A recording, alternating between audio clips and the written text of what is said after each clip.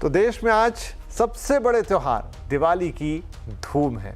कल अयोध्या में भव्य दीपोत्सव मनाया गया और वहां पर 2 वर्ल्ड रिकॉर्ड भी बने। आज प्रधानमंत्री नरेंद्र मोदी ने गुजरात के कच्छ में सेना के जवानों के साथ दिवाली मनाई, तो LAC पर चीन और भारत के सैनिकों ने मिलकर दिवाली मनाई और एक दूसरे को मिठाई खिलाई। ये 3 तस्वीरें, एक अयोध्या से, एक प्रधानमंत्री मोदी की कच्छ में दिवाली और तीसरी लाइन ऑफ एक्चुअल कंट्रोल पर भारत और चीन के जवानों के बीच मिठाई वितरण और दिवाली समारोह। तो ये 3 शानदार तस्वीरें। तो चलिए एक एक करके जायजा लेते हैं। PM मोदी आज कच्छ पहुंचे, वो यहाँ सेना के जवानों के साथ दिवाली मनाने पहुंचे हैं। उन्होंने सेना के जवानों को मिठाई भी खिलाई।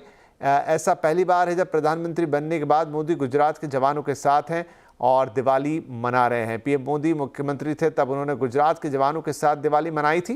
पहले भी कई बार PM मोदी दिवाली के मौके पर जवानों के संग नजर आ चुके हैं। पिछले साल वो इस मौके पर हिमाचल प्रदेश गए थे। इधर दिवाली के मौके पर बॉर्डर पर भारत और चीन के सैनिकों के बीच भी मिठास देखने को मिली है। LAC पर भारत और चीन के सैनिकों ने कई चौकियों पर मिठाइयों का आदान प्रदान किया। आपको बता दें कि भारत और चीन के बीच एक अहम समझौते के बाद पूर्वी लद्दाख में LAC पर गतिरोध वाले डेमचोक और देपसांग में सैनिकों की वापसी पूरी हो गई है। इससे दोनों देशों के बीच संबंध बेहतर करने में मदद मिलेगी।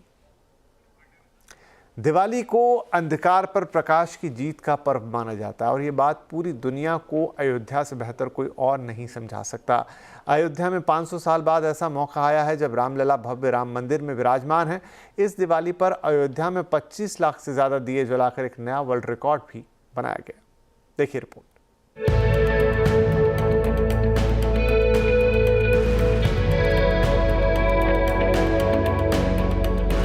एक बार फिर अयोध्या लाखों दीपों की रोशनी से नहा उठी।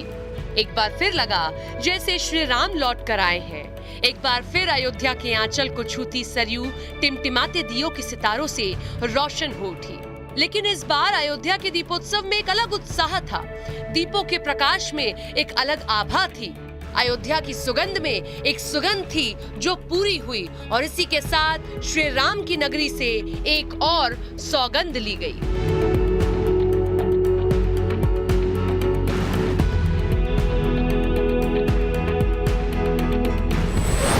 दीपावली पर सनातन की सौगंध। ये सचमुच हमारे लिए अत्यंत आह्लादित करने वाला क्षण है। अयोध्या में त्रेता युग की दिवाली।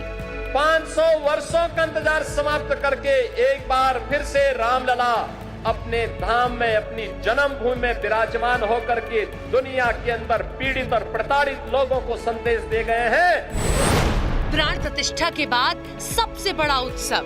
दीप आपके द्वारा जलाए जाएंगे। केवल दीप नहीं है, ये सनातन धर्म का विश्वास है। दीपोत्सव से सनातन की हुंकार। रामलला के विराजमान होने के बाद इस दीपोत्सव का पहला अवसर है। इससे पहले हम लोग बोलते थे और जो कहा सो करके दिखाया भी था। भव्य और दिव्य आयोजन का साक्षी बना पूरा विश्व, जहां अयोध्या में 500 साल बाद ऐसी दिवाली मनाई गई जिसमें त्रेता युग की झलक दिखाई दे रही है। अयोध्या में श्री राम मंदिर में रामलला की प्राण प्रतिष्ठा के बाद पहली बार दीपावली का त्योहार मनाया जा रहा है और इस दीपोत्सव फिर एक बार विश्व रिकॉर्ड बना। वो भी एक नहीं, 2 विश्व रिकॉर्ड।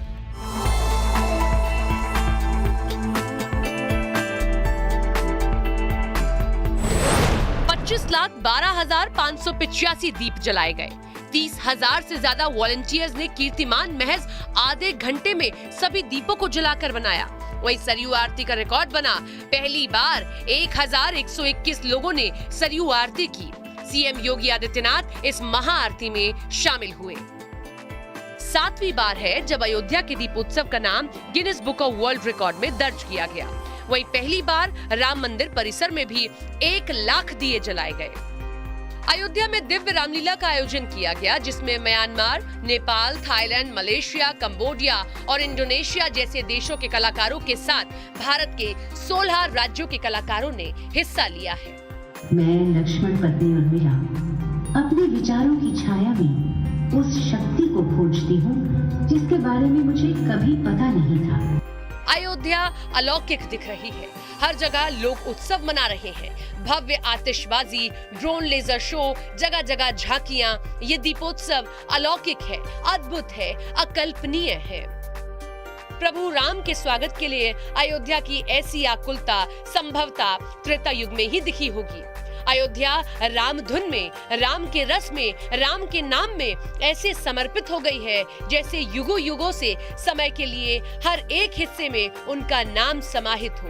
और यही उत्साह देखने को मिलने वाला है काशी में 15 नवंबर को देव दीपावली के अवसर पर। काशी के गंगा घाटों पर इस बार 21 लाख से ज्यादा दीप जलाए जाएंगे।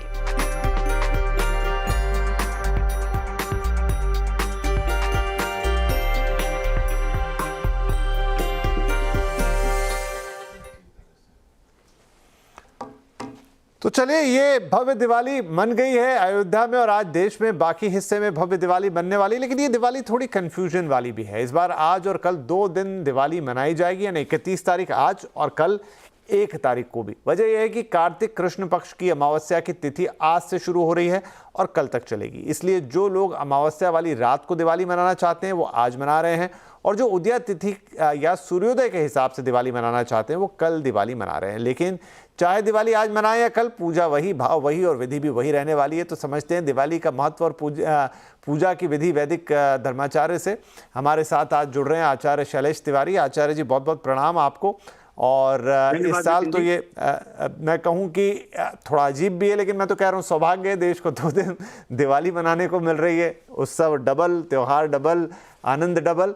बहरहाल, तो आप कब दिवाली मना रहे हैं? आपके लिहाज से दिवाली आज है या कल? देखिए विपिन जी, दीपावली जो दीपों का उत्सव है, इसमें विशेष रूप से महालक्ष्मी देवी का पूजन का विशेष महत्व माना गया है। और महालक्ष्मी देवी का पूजन का ही सबसे बड़ा महत्व है। महालक्ष्मी देवी का पूजन रात्रि में अमावस्या तिथि में की जाती है। जब पूर्ण अमावस्या तिथि हो तब यह पूजन किया जाता है। और रात्रि काल, पूरी रात्रि, आज 3:52 से अमावस्या तिथि शुरू हो चुकी है और अमावस्या तिथि अगले दिन यानी 1 नवंबर को शाम 6:16 तक अमावस्या तिथि रहेगी। और इसी अमावस्या तिथि के उपरांत जो है दीपावली का पूजन, लक्ष्मी पूजन का विशेष त्योहार पूरे विश्व में मनाया जाएगा। अगर हम बात करें तो आज सबसे उत्तम है, क्योंकि आज की पूरी रात्रि अमावस्या तिथि है और दीपावली में अमावस्या तिथि का विशेष महत्व है। पूजन की अगर हम बात करें तो वृषभ लग्न और सिंह लग्न, यह 2 महालग्न है जिसमें विशेष रूप से पूजा का विशेष लाभ प्राप्त होता है। वृषभ लग्न जो है आज शाम को 6:57 से शुरू होगा और 8:56 तक रात्रि तक रहेगा वृषभ लग्न, जिसे हम स्थिर लग्न कहते हैं। और स्थिर लग्न में ही विशेष रूप से महालक्ष्मी देवी की पूजा की जाती है ताकि घर में लक्ष्मी अस्थायी रूप से वास करे। दूसरा स्थिर लग्न जो है वह सिंह लग्न है। वैसे लोग जो यज्ञ अनुष्ठान पूजा पाठ में विश्वास करते हैं, ज्यादा यज्ञ करते हैं, देवी की उपासना तांत्रोक्त और वेदोक्त विधि से करते हैं, उनके लिए रात्रि 1:22 सिंह लग्न शुरू होगा। 3:30 तक सिंह लग्न में विशेष रूप से पूजन किया जाएगा। इस समय दीपावली पूजन में महालक्ष्मी देवी की उपासना और पूजन में विशेष रूप से श्री यंत्र की पूजा, कुबेर देवता की पूजा, गणपति जी की पूजा और साथ ही साथ भगवान विष्णु की स्तुति गान किया जाएगा।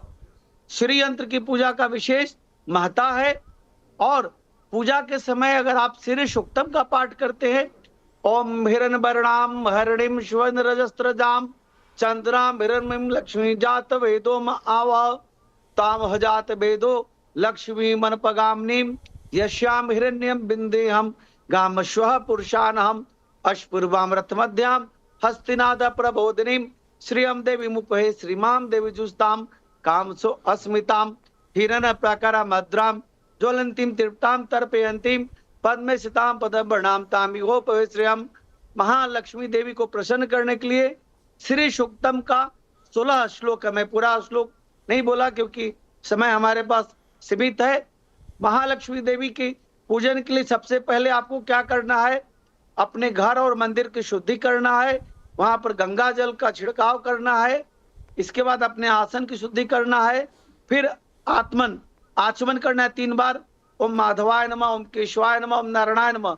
आचमन करके खुद की शुद्धि करना है, तिलक लगाना है। इसके बाद घी का दीपक जलाना है और दीपक के नीचे चावल रखना है। और इसके बाद श्री सूक्तम का पाठ करना है, पुरुष सूक्त का पाठ करना है, कनकधारा स्तोत्र का पाठ करना है, ललिता सहस्त्रनाम स्तोत्र का पाठ करना है। और विशेष रूप से यह महामंत्र आपके लिए बहुत लाभकारी रहेगा। ओम महालक्ष्मी च विद्महे विष्णु पत्नी च धीमहि तन्नो लक्ष्मी प्रचोदयात्। महालक्ष्मी देवी को प्रसन्न करने के लिए यह महामंत्र बहुत ही लाभकारी है, जिसे हम महालक्ष्मी गायत्री मंत्र कहते हैं। और इस महामंत्र के जप मात्र से महालक्ष्मी प्रसन्न होती हैं। और जप का विधान है कि जब अमावस्या की रात्रि हो तभी जप का सहस्त्र गुना लाभ मिलता है। आज की रात्रि जागरण का भी विशेष महत्व है, क्योंकि यह रात्रि महारात्रि कहलाती है। दीपावली की रात्रि, दशहरा की रात्रि और होली की रात्रि, ये 3 रात्रि विशेष रूप से महारात्रि कहलाती है। और इसमें पूजन का विशेष महत्व है। महादेवी का विशेष जप करें, ओम श्रीम श्रीय नमः, इस महामंत्र का जप करें। यह श्री विद्या त्रिपुर सुंदरी राजराजेश्वरी का त्रय अक्षरी मंत्र यानी 3 अक्षरों का महामंत्र है। और दूसरा महामंत्र षोडशी महामंत्र ह्रीं श्रीं का इल ह्रीं हा सकहल ह्रीं सकल ह्रीं। यह 2 महामंत्र विशेष लाभकारी है। और अंतिम मंत्र मैं बता रहा हूं, ह्रीं श्रीं श्रीं ह्रीं श्रीं कमले कमलाले प्रसीदा प्रसीदा श्रीं ह्रीं श्रीं ओम महालक्ष्मी नमः। ये सारे मंत्र हैं। इन मंत्रों का जप करें, घी का दीपक जलाएं, शुद्ध घी का दीपक जलाएं। अगर शुद्ध घी नहीं है तो तेल का दीपक जलाएं। महालक्ष्मी देवी का आरती करें, मखाना से, पंचमेवा से और पेड़े का भोग लगाएं। महालक्ष्मी देवी को विशेष रूप से प्रसन्न करने के लिए आज रात्रि भर दीपक जलाएं और षोडशोपचार विधि से पंच देवता का पूजन करें, 10 दिशा 10 दिक्पाल का पूजन करें, पकवान बनाएं और साथ ही साथ घर में श्री यंत्र का स्थापना जरूर करें। श्री यंत्र की स्थापना से महालक्ष्मी देवी अस्थायी रूप से वास करेंगी। और आज के दिन शंख की भी पूजा की महत्ता है। महालक्ष्मी देवी आज के दिन ही उत्पत्ति हुई थी और शंख उनके भाई हैं, इसलिए शंख की भी विशेष महत्ता है। जी आचार्य जी, तो मुझे लगता है कि आपने बहुत ही विस्तार के साथ जो पूजा की विधि है वो बता दी है। और इस विधि से सभी जो आज दिवाली पूजन करने वाले हैं हमारे दर्शक, उनको काफ़ी लाभ होगा।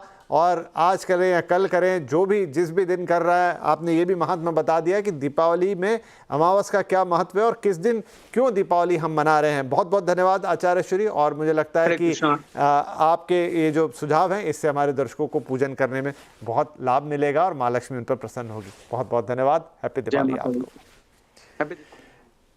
जी चलिए, तो यहाँ पर हम लेते हैं एक छोटा सा ब्रेक, लेकिन ब्रेक के उस पार कुछ और खबरें।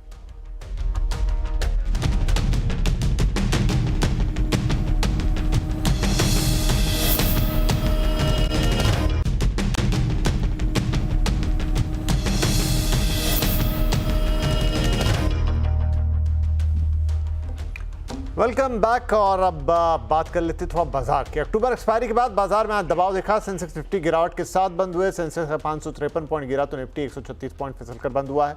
हालांकि मिड कैप इंडेक्स में निचले स्तर से थोड़ा सुधार दिखाया। आज के बाजार में सबसे ज्यादा दबाव आईटी, बैंकिंग, एफएमसीजी शेयरों में रहा, तो ऑटो, रियल्टी, पीएससी इंडेक्स गिरावट पर बंद हुए। वहीं pharma, infra, small cap index में आज तेजी रही।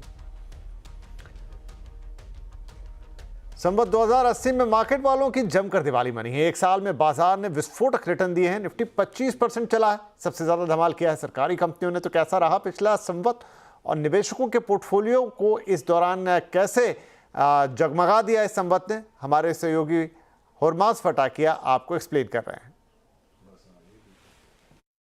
संवत 2080 का अंत, संवत 2081 का आगाज, और ये एक ऐसा संवत रहा है जो निवेशकों के लिए काफी बेहतरीन संवत रहा है। अगर हम हाल ही के करेक्शन को अगर नजरअंदाज भी करें तो भी निफ्टी इस संवत में 25% के रिटर्न्स दिए हैं। निफ्टी ने, सेंसेक्स ने 23, निफ्टी बैंक ने 18, और अगर हम ब्रॉडर मार्केट्स की बात करें तो उन्होंने और बेहतर प्रदर्शन करा है। 37% के रिटर्न्स मिड कैप और स्मॉल कैप दोनों इंडिसेस में हमें देखने मिले हैं। सेक्टोरल इंडिसेस की अगर हम बात करें तो ऑटो, रियल्टी सभी ने 35 से 50% तक के रिटर्न्स आपको इस संवत में दिए हैं। तो वो कौन से ऐसे स्टॉक्स हैं निफ्टी के जिन्होंने टॉप परफॉर्मेंस दी है? ट्रेंट और बीईएल हाल ही के एंट्रेंट्स हैं निफ्टी में, लेकिन top performers in the Samvat Bajaj Auto, Mahindra and Mahindra, Bharti Airtel, Adani Ports और ऐसे कई नाम हैं जिन्होंने 60 से लेकर 80% के रिटर्न्स आपको इस संवत में दिए हैं। मगर निफ्टी के कुछ अंडर परफॉर्मर्स भी रहे हैं। इंडसइंड बैंक उसमें से एक नाम है जिन्होंने 30% की गिरावट दी है इस संवत में। बजाज फाइनेंस, नेस्ले के एक शेयर्स है, Kotak Mahindra bank, Asian paints भी कुछ अंडर परफॉर्मर्स रहे हैं। मगर अगर हम ब्रॉडर मार्केट्स की बात करें, मिड कैप इंडेक्स की अगर हम बात करें तो सरकारी कंपनियों ने काफी अच्छा प्रदर्शन किया है। इरेडा, आरवीएनएल अपने अपने लेवल से तिगने हो चुके हैं इस संवत में। कोचिन शिपयार्ड, हडको, डिक्सन और ऑरेकल फाइनेंशियल जैसे भी कुछ नाम इस लिस्ट में है। पीबी फिनटेक अपने लेवल से दुगना हुआ है इस संवत में। तो मिड कैप से कौन से ऐसे अंडर परफॉर्मर्स रहे हैं? वोडाफोन आइडिया एक नाम है जो अपने लेवल से आधा हो चुका है इस संवत में। Tata technologies, IDFC first bank कुछ ऐसे अंडर परफॉर्मर्स रहे हैं। पेटीएम, बंधन बैंक भी इस संवत में गिरावट के साथ कामकाज किए हैं। मगर सरकारी कंपनियां, जैसे मैं आपसे कह रहा था, बीएससी पीएसयू इंडेक्स की अगर हम बात करें तो काफी अच्छा प्रदर्शन रहा है। आरवीएनएल, कोचिन शिपयार्ड, हडको, ऑयल इंडिया जैसे नाम इस लिस्ट में शामिल है। नाल्को, एनबीसीसी, आईआरएफसी, इन सभी नामों ने अपने से दुगने रिटर्न्स दिए हैं इस संवत में। अगर हम और सेक्टोरल इंडिसेस को और ग्रैन्युलरली थोड़ा अगर देखें तो निफ्टी बैंक में एसबीआई, आईसीआईसीआई बैंक में हाल ही में तेजी देखने मिली है। कैनरा बैंक, पीएनबी अच्छा प्रदर्शन किया है इस संवत में निफ्टी बैंक ने। और निफ्टी ऑटो की अगर हम बात करें तो संवर्धना मदरसन ने अपने से लेवल से दुगना हो चुका है इस संवत में। Bosch, Bajaj Auto, Mahindra and Mahindra, Exide कुछ ऐसे और आउट परफॉर्मिंग नाम है। अगर हम मेटल्स इंडेक्स की बात करें तो एक गल्फ आपको नजर आएगा आउट परफॉर्मर्स में। नाल्को 150% के रिटर्न्स, मगर Hindustan copper, Vedanta, Hindustan zinc in तीनों ने 90 से 100% के रिटर्न्स दिए और फिर जेएसपीएल और हिंडाल्को ने 40% के रिटर्न्स दिए हैं आपको। आईटी भी अच्छा प्रदर्शन किया है आईटी इंडेक्स ने। परसिस्टेंट सिस्टम्स टॉप परफॉर्मर रहा है। कोफोर्ज, टेक महिंद्रा और लार्ज कैप आईटी में विप्रो, एचसीएल टेक ने भी अच्छा प्रदर्शन किया है इस संवत में। और आखिर में अगर हम फार्मा स्टॉक्स की बात करें तो चुनिंदा फार्मा शेयरों ने भी आपको अच्छे रिटर्न्स दिए हैं। ग्लेनमार्क ने दुगने रिटर्न्स दिए हैं। लुपिन, नैटको फार्मा भी कुछ नाम ऐसे हैं। जाइडस लाइफ, अजंता फार्मा और डिवीज लेबोरेटरीज भी 50 से लेकर 70% के रिटर्न्स आपको इस संवत में मिले हैं। तो कुल मिलाकर ये एक बेहतरीन संवत रहा है। आने वाले संवत में भी निवेशकों की तो यही इच्छा होगी कि इस तरह के रिटर्न्स दोबारा देखने मिले। तो शानदार संवत 2021, तो चलिए इस संवत को भी अच्छा 2080 और 81 को भी अब अच्छा बनाते हैं। इस दिवाली कुछ धमाकेदार करते हैं। तो दिवाली मौका होता है शुभ निवेश का, और इस खास मौके के लिए हम आपके लिए लेकर आए हैं कुछ विस्फोटक निवेश आइडिया, ब्रोकरेज के कुछ ऐसे टॉपिक्स जो आपके लिए पोर्टफोलियो को समृद्ध और रोशनी वाला बना देंगे। चलते हैं यतिन के पास। यतिन, क्या है टॉपिक्स? तो देखिए, जो ब्रोकरेज पिक्स हम पिछले दिनों से डिस्कस कर रहे हैं उनमें जो सिलेक्टेड ब्रोकरेज पिक्स हैं जहां अच्छी अपसाइड लग रही है ब्रोकरेज वाइज हमने छाटी हैं। तो आनंद राठी की बात करें तो हिंदुस्तान जिंक उनका एक टॉप आइडिया है जहां 750 तक के टारगेट्स दिखाई पड़ते हैं। जिंक और सिल्वर में जो हिसाब से मोमेंटम है, शायद हिंदुस्तान जिंक को उसका फायदा होता हुआ दे सकता है, और 35% की लगभग अपसाइड यहाँ दिखाई पड़ रही है आनंद राठी को। इसके अलावा टाटा टेक्नोलॉजीज और जुपिटर वैगन्स, ये भी दो स्टॉक्स हैं जहाँ अच्छी खासी अपसाइड रह सकती है आनंद राठी के हिसाब से। 1450 का टारगेट टाटा टेक्नोलॉजीज पे और जुपिटर वैगन्स पे लगभग 750 के टारगेट्स वो रख रहे हैं। इसके बाद जेएम फाइनेंशियल की बात करते हैं तो इनके हिसाब से रिलायंस इंडस्ट्रीज 3500 रुपये के टारगेट्स, क्योंकि 1:1 बोनस हुआ है, 1750 का टारगेट वो अब एक्स बोनस बेसिस पे दिखाई दे रहे हैं, और 30% की अपसाइड रिलायंस इंडस्ट्रीज के शेयर में आती हुई दिखाई पड़ सकती है। बॉम्बे रियल एस्टेट को प्ले करने के लिए मैक्रोटेक डेवलपर्स 1480 के टारगेट के साथ, और मेटल्स में नाल्को इनको बहुत पसंद है। नेशनल एल्यूमिनियम 264 के टारगेट के साथ बाइंग की सलाह दे रहे हैं जेएम फाइनेंशियल। और आखिर में प्रभुदास लीलाधर, इनकी जो पिक्स हैं वो ज़्यादातर पीएसयू स्टॉक्स में निवेश करने की सलाह है। बीएल टारगेट है लगभग 425, 50% की अपसाइड यहाँ दिखती है। एनटीपीसी में भी 30% से ज़्यादा की अपसाइड उनको दिखती है, 590 का टारगेट है, और जीआरएससी 2770 के टारगेट के साथ खरीदारी की सलाह वो दे रहे हैं। जी धन्यवाद, शुक्रिया। तो ये थी टॉपिक्स और इसी के साथ हम ले रहे हैं एक छोटा सा ब्रेक का, और आपको एक बार फिर से हैप्पी दिवाली। फिर मिलेंगे, नमस्कार।